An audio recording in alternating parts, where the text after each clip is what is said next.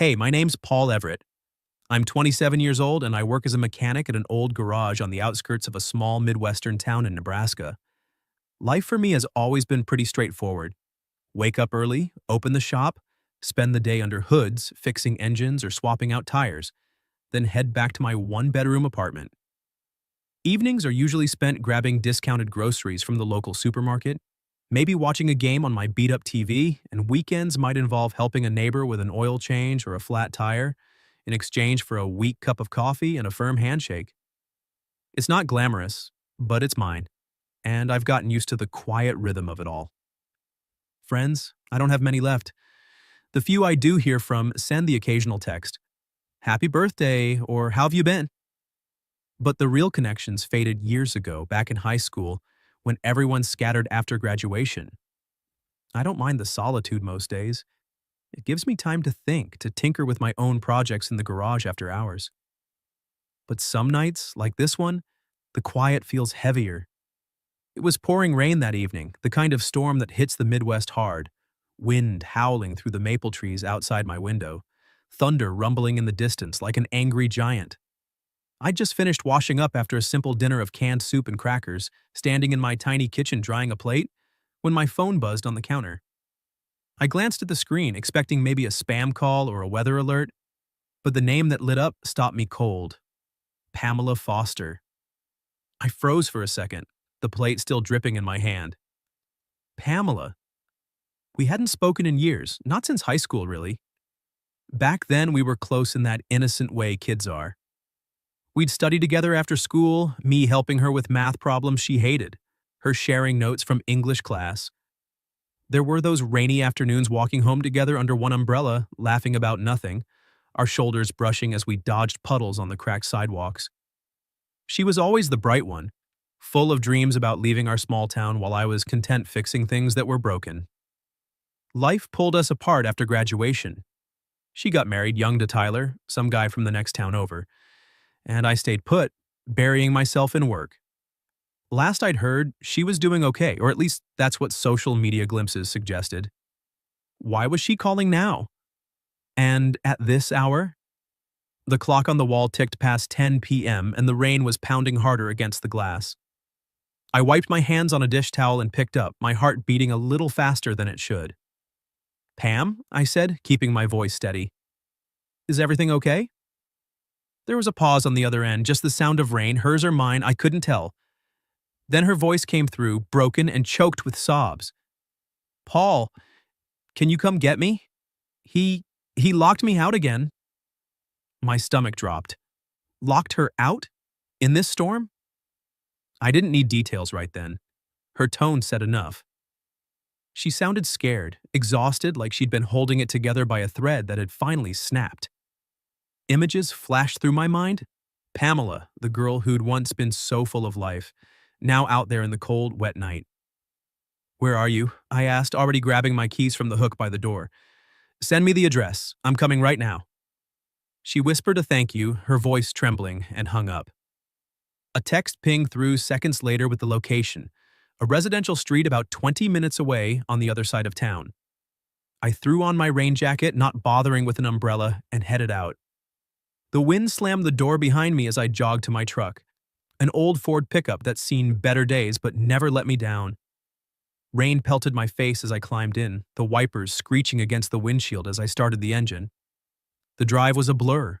Roads slick with water, headlights cutting through sheets of rain, the radio static filled with some old country song I barely registered. My mind raced ahead. What had happened? Tyler, her husband, locking her out? It didn't sit right. I'd never met the guy, but from what little I'd heard over the years, he wasn't the type to win awards for Husband of the Year.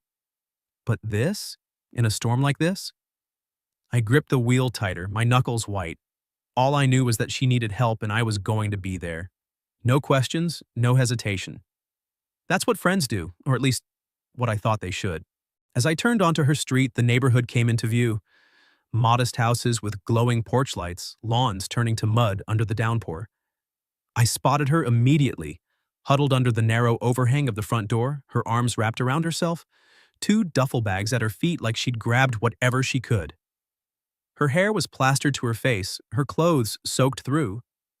She looked smaller than I remembered, fragile in the yellow glow of the porch light. I pulled up curbside, hazards flashing, and jumped out, rain soaking me in seconds. "Pam!" I called, running up the walkway. She turned, her eyes wide and red-rimmed, relief flooding her face. "Paul, you came?" Her voice cracked as she stepped toward me, shivering. "Of course I did." I shrugged off my jacket and draped it over her shoulders, shielding her as best I could from the wind-whipped rain. "Come on, let's get you out of here." She nodded, grabbing her bags with trembling hands. I took one from her without a word and led her to the truck, opening the passenger door. She climbed in and I tossed the bags in the back before sliding into the driver's seat. The cab filled with the sound of our wet clothes dripping and her quiet sniffles. I cranked the heat, glancing over as she stared out the window, her breath fogging the glass. We drove in silence for a bit, the rain drumming on the roof like a relentless heartbeat. I wanted to ask what happened, to demand details about Tyler, but I held back. She wasn't ready, and pushing wouldn't help. Instead, I focused on the road, my mind replaying that call. Her voice breaking, my promise to get her safe. That's what mattered right now. Back at my apartment, I parked in the covered spot and helped her inside, the building's hallway lights flickering dimly. The place wasn't much. Faded wallpaper, a couch that sagged in the middle, but it was dry and warm. I grabbed a clean towel from the bathroom and handed it to her, along with some dry sweatpants and a hoodie from my drawer. "Here, get changed, I'll make some tea." She disappeared into the bathroom, and I busied myself in the kitchen, boiling water and rummaging for a mug. When she emerged, she looked even more vulnerable. My clothes hanging loose on her frame, her hair towel-dried but still damp. She sat on the edge of the couch, clutching the mug I gave her like a lifeline. "Thank you, Paul," she whispered, her voice barely audible over the storm outside. "I didn't know who else to call." I sat across from her in the armchair, leaning forward. "You don't have to thank me. Tonight, you stay here. No one's going to hurt you anymore, Pam. I mean it." She met my eyes then, tears spilling over again, but she nodded. In that moment, I knew this wasn't just about one night. Whatever she'd been through, it ran deep. But I was here now, and I'd make sure she didn't face it alone. The morning light filtered through the thin curtains of my apartment, gray and muted from the lingering storm outside. I stirred on my bed, the events of last night hitting me like a slow wave. Pamela's call, the drive through the rain, her huddled form on the porch. I'd crashed hard after making sure she was settled on the couch, but now the smell of fresh coffee pulled me awake. It was faint, familiar, but unexpected in my usually solitary space. I rubbed my eyes and padded out to the living room in my sweatpants and an old t-shirt. There she was, standing in my kitchen wearing one of my oversized hoodies that hung loose on her frame, her hair still damp from what must have been a shower. She turned slightly when she heard me, her face pale but composed, though her eyes carried the weight of the night before. She was holding a mug, staring out the window at the drizzle that hadn't fully let up. "Morning," I said softly, not wanting to startle her. She looked over, a small, awkward smile crossing her lips. "Hey, Paul, I hope you don't mind. I found the coffee maker. I just needed something to do." "Not at all," I replied, stepping closer but giving her space. "How'd you sleep?" She shrugged, her fingers tightening around the mug. "Better than I have in a while, honestly, but I'm sorry for dragging you into this. I didn't mean to impose." I shook my head, pulling out a stool at the small kitchen counter. "You're not imposing, Pam. You needed a safe place last night. That's what this is. Sit down. I'll make us some breakfast." She hesitated but nodded, sliding onto the stool as I busied myself with eggs and toast. The kitchen filled with the sizzle of the pan, a comforting sound against the patter of rain on the roof. I poured her more coffee and set a plate in front of her, then sat across with my own. We ate in quiet for a few minutes, the kind of silence that wasn't uncomfortable but heavy with unspoken things. Finally, she set her fork down, her eyes fixed on her plate. "Paul, I owe you an explanation." "You don't owe me anything," I said gently. "But if you want to talk, I'm here." She took a deep breath, her hands folding together on the counter. I noticed the faint bruises on her wrist again, purple shadows under the sleeve of my hoodie. It made my chest tighten, but I stayed quiet, letting her find the words. It's Tyler, she started, her voice low and halting. We got married right after college, 5 years ago now. At first it was good. He was charming, ambitious. We had plans, a house, maybe kids someday. But things changed. Slowly at first. He lost his job a couple years back and the pressure built up. Bills piled on and he started drinking more. Then the arguments came. Little things at first, like why I was late from work. He'd accuse me of things I wasn't doing, say I was hiding something. It escalated. He'd yell, "Grab my arm too hard, leave marks like these." She pulled up her sleeve slightly, revealing the bruises, then quickly covered them again. I felt a surge of anger toward Tyler, but I pushed it down. "Pam, why didn't you leave sooner?" She looked away, tears welling up. I tried to fix it. He'd apologize the next day, promise it'd get better. And for a while, it would. But then it'd happen again, worse each time. Last night, I got home late from an extra shift at the office. He thought I was out with someone else, locked me out in the rain, screaming through the door that I deserved it. I sat there for hours before I called you. I didn't know where else to go. Her voice broke on the last words, and she wiped at her eyes with the back of her hand. I reached across the counter, hesitating for a second before gently covering her hand with mine. It was cold, trembling slightly. You did the right thing calling me. You don't deserve any of that. No one does.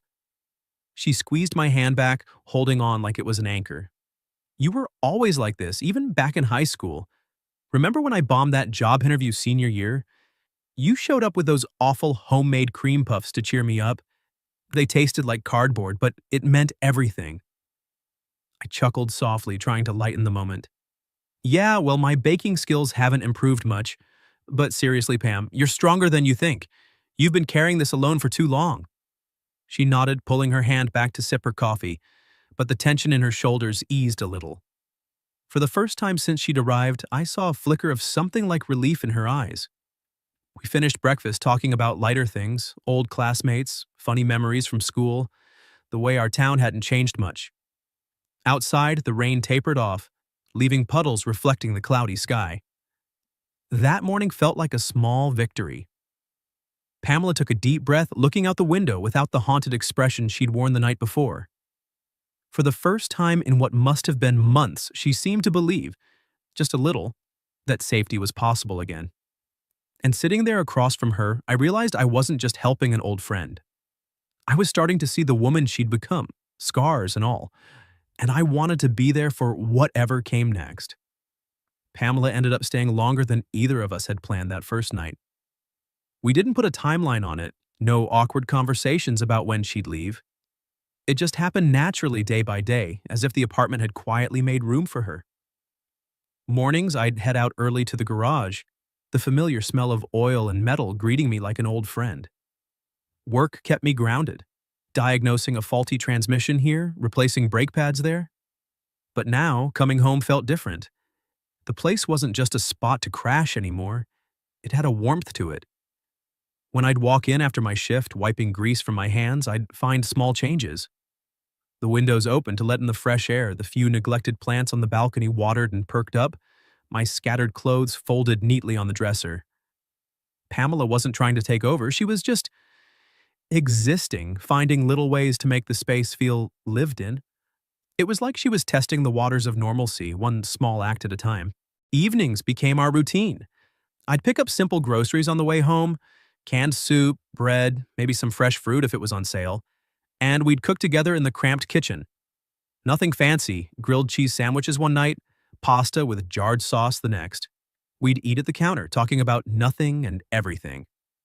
After, we'd settle on the couch with an old movie on the TV, the kind with black and white heroes and predictable happy endings. Pamela would sit on her end, hugging a throw pillow, her eyes glued to the screen but her body tense. Every so often, a creak in the building or a car horn outside would make her flinch, her shoulders jumping like she was wired for danger. I never pushed her. If she needed space, I'd give it. But I made sure she knew I was there, close enough that if she reached out, my hand would be waiting. One night, after a particularly jumpy evening, she turned to me during the credits. "Paul, I need help with something. Legal stuff. I don't even know where to start." We sat up late that night, her phone between us on the coffee table. She wanted to file for a restraining order, get the divorce papers in motion, but her hands shook as she scrolled through lawyer listings. I helped her make the calls, sitting beside her as she spoke in a voice that started shaky but grew steadier. When she hung up after the first consultation, she let out a long breath. I couldn't have done that alone. You could have, I said quietly, but you don't have to. Days blurred into a week, then two. Pamela started opening up more, not in floods, but in trickles. She'd mentioned how Tyler's control had crept in slowly, checking her phone, questioning her work hours, isolating her from friends. The bruises weren't new, but admitting it out loud seemed to lift some weight off her. I listened, nodding, offering what I could, a steady presence, a reminder that she wasn't crazy for feeling trapped. Then came the afternoon that tested everything. I was under the apartment building's shared carport, tinkering with my truck's alternator after work. The sun was dipping low, casting long shadows when I heard footsteps. I looked up to see Pamela hurrying toward me, her face drained of color, eyes wide with panic. "Paul," she whispered urgently, glancing over her shoulder. "He's here." Before I could respond, I saw him, Tyler, leaning against a concrete pillar near the entrance, arms crossed, a smirk on his face that made my blood boil. He wasn't yelling or charging, he just stood there, exuding that quiet menace. I'd never met him before, but the way Pamela shrank back told me everything. "Well, look at this," he said, his voice low and mocking, eyes flicking between us. "Hiding out in some grease monkey's dump? Classy, Pam." I stepped forward instinctively, positioning myself between them, my tools forgotten on the ground. My heart pounded, but I kept my tone even, firm. "She doesn't want to see you. You need to leave.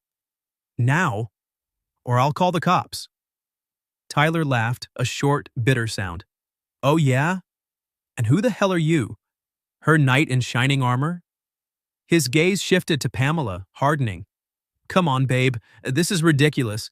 Get your stuff and let's go home." Pamela trembled behind me, her hand brushing my back for support. But then something shifted in her. She stepped up beside me, her chin lifting just a fraction. Her voice was soft but steady. "No, Tyler. I'm not going back. I choose peace. Please, just go." He stared at us for a long moment, his smirk fading into something colder. "You think this guy's gonna fix everything? Fine. Have your little fantasy." He pushed off the pillar and walked away, his footsteps echoing until he vanished around the corner. The second he was gone, Pamela's legs buckled. I caught her, easing her down to sit on the curb. She buried her face in her hands, sobs racking her body. "I can't believe I said that. I was so scared."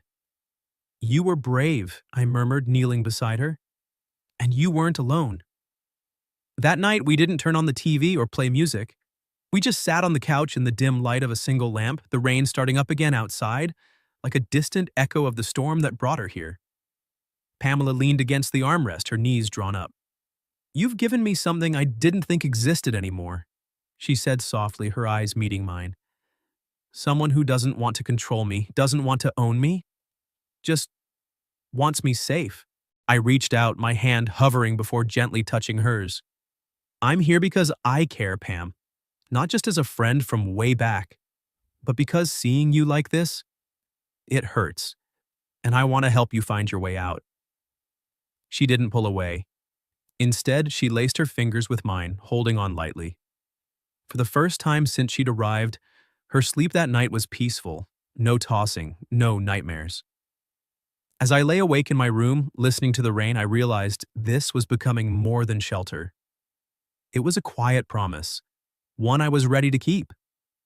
One late afternoon on a quiet weekend, the sun finally broke through the clouds after days of gray drizzle. I was in the kitchen, wiping down the counter after a quick lunch of sandwiches, when Pamela's phone buzzed on the table. She glanced at it, then froze. Her face went pale and she sat down slowly, as if her legs had lost their strength. I walked over, keeping my voice calm. "What is it?" She stared at the screen for a long moment before speaking. "The divorce. It's finalized. The court approved everything, and the restraining order? He's not allowed near me anymore. No contact, no calls, nothing." Her words hung in the air, heavy and final. I expected relief, maybe even a small smile, but instead her shoulders slumped and tears slipped down her cheeks. Not sobs, just quiet, exhausted tears like the last of her energy had drained out. She covered her face with her hands. I thought I'd feel free, but I just feel empty. Like I've been fighting for so long, and now it's over, and I don't know what comes next. I pulled a chair close and sat beside her, letting her cry without interruption. After a while, she wiped her eyes and looked at me. I don't know how to do this, Paul. Live without the fear, without waiting for the next fight. It sounds stupid, but it's all I've known for years. It's not stupid, I said softly. You've been in survival mode. Now the war's over and you're figuring out how to breathe again. It takes time. She nodded, but the weight didn't lift. I stood up. Come on. Let's not sit here staring at the walls. I'll make dinner, something real, not just sandwiches. And we'll talk, or we won't. Whatever you need. I started cooking, chicken simmering in a simple broth, potatoes roasting in the oven, the kind of meal that fills the apartment with warmth and smells of comfort. I put on some old jazz, soft saxophone notes drifting through the room, low enough to feel like background rather than noise. Pamela stayed in the kitchen, leaning against the doorframe, watching me move around. She didn't say much, just observed, her arms crossed loosely over her chest. When the food was ready, I set the table. Nothing fancy, just plates and forks and a couple of candles I'd found in a drawer. We ate slowly, the clink of silverware and the occasional raindrop against the window the only sounds for a while. After we finished, she helped clear the dishes, her movements deliberate, like she was trying to anchor herself in the ordinary.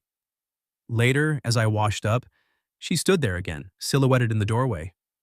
The jazz played on, a slow, melancholy track that seemed to match the quiet in the room.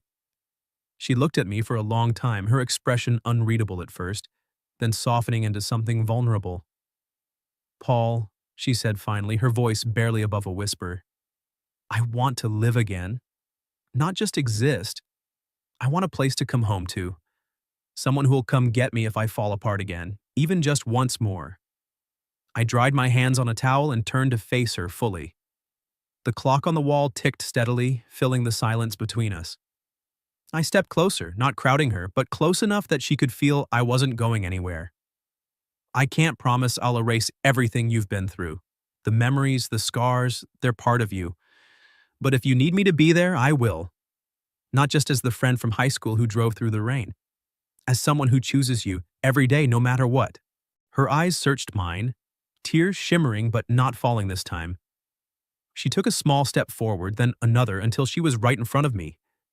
Slowly, she rested her forehead against my shoulder, her arms coming around my waist in a tentative hug. I wrapped mine around her, holding her gently but firmly, letting her feel the steady rise and fall of my breathing. We stayed like that for what felt like forever, the jazz fading into the background, the kitchen light warm overhead, the rain outside a distant murmur. There was no kiss, no rush of passion. Just the quiet certainty of two people who'd both been broken in their own ways, finally choosing not to stay broken alone. She pulled back slightly, looking up at me with eyes that were clearer than they'd been in weeks. I want home to be here, she whispered. With you, if you'll have me. I brushed a strand of hair from her face, my thumb lingering on her cheek. I've already made room for you, Pam, and I'm not letting go unless you tell me to. She smiled then, a small, real smile that reached her eyes for the first time since she'd arrived. It wasn't the end of the pain, but it was the beginning of something new. In that moment, in the soft glow of the kitchen, I understood that love didn't always start with grand declarations or fireworks. Sometimes it started with a simple choice: to stay, to hold on, to build something safe together. And that was enough. Summer came gently that year, like a soft exhale after the long, rainy spring. The days stretched longer, sunlight filtering through the leaves of the maples outside my window, casting warm patterns on the apartment floor. Pamela had been with me for months now, and the place felt transformed. Not just in the obvious ways, like the fresh coat of pale blue paint she'd applied to the bedroom walls, or the new curtains she'd hung to let in more light, but in the subtle shift of energy. It was alive again, no longer just a stopover between work shifts. She'd found a job at a small flower shop downtown, the kind of place with buckets of blooms spilling out onto the sidewalk and a bell that tinkled when customers walked in. I'd drop her off some mornings on my way to the garage, watching her wave from the door with a handful of daisies or roses. "They make me feel like I'm creating something beautiful," she'd say when she got home, her hands still smelling of earth and petals. Her eyes had started to brighten, the shadows under them fading as she talked about arranging bouquets or helping a bride pick out wedding flowers. It wasn't a high-paying gig, but it was hers, a step toward reclaiming pieces of herself. Evenings, we'd sit on the tiny balcony, nursing iced tea or coffee, watching the stars peek through the fading twilight. We didn't label what we had. No grand declarations of boyfriend or girlfriend. It was enough to just be. Our hands would brush accidentally at first, then intentionally, fingers intertwining as we talked about nothing important. A funny customer at her shop, a stubborn engine I'd wrestled with at work, or memories from high school that made us both laugh. The rain had long stopped, but the air still carried that fresh, clean scent, like the world had been washed new. One evening, I came home to find a folded piece of paper on the kitchen table, my name written in her neat handwriting. I unfolded it carefully, the words blurring slightly as I read, "Paul, thank you for coming to get me that rainy night, for not asking questions, for just being there. And thank you for staying, for giving me space to breathe when I thought I'd forgotten how.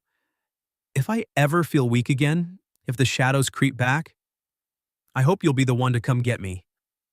Always. Pam." I stood there, the note in my hand, a lump forming in my throat. She'd poured her heart into those lines, simple but profound. When she walked in from work, still in her apron with a bouquet of wildflowers tucked under her arm, I met her at the door. Without a word, I pulled her into a hug, holding her close, feeling her relax against me. "I got your note," I murmured into her hair. "And yeah, Pam, I'll always come get you, no matter what." She pulled back just enough to look at me, her eyes soft and shining. "With you, I feel like home again. Like I can build something real." We didn't need more words that night.